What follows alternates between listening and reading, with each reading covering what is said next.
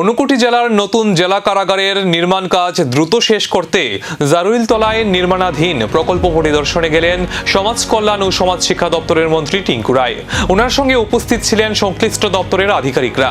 পরিদর্শন শেষে সংবাদ মাধ্যমের মুখোমুখি হয়ে মন্ত্রী জানান, দীর্ঘদিন বন্ধ থাকার পর নির্মাণ কাজে নতুন গতি আনা হয়েছে।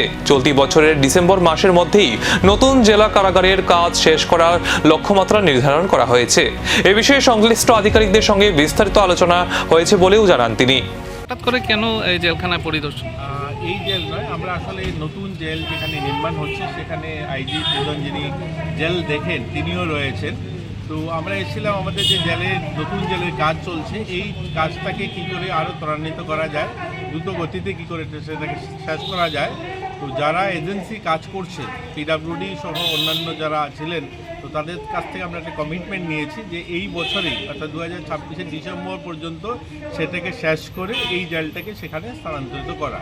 এটা একটা বিষয়। আরেকটা হলো পুরনো জেলটাতে আপনারা দেখেছেন বাউন্ডারি সহ অন্যান্য কিছু মেরামতের বিষয় রয়েছে, এগুলো আমি ওনাকে দেখিয়েছি। তো উনিও কমিটমেন্ট করেছেন খুব শীঘ্রই এগুলোকেও করিয়ে দেবেন।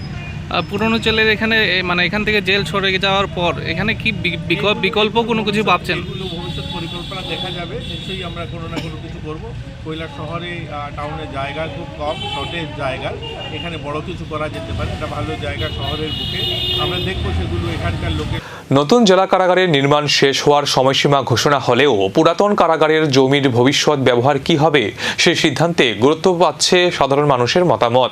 এখন দেখার ডিসেম্বরের প্রতিশ্রুতি কতটা বাস্তবে রূপ পায়।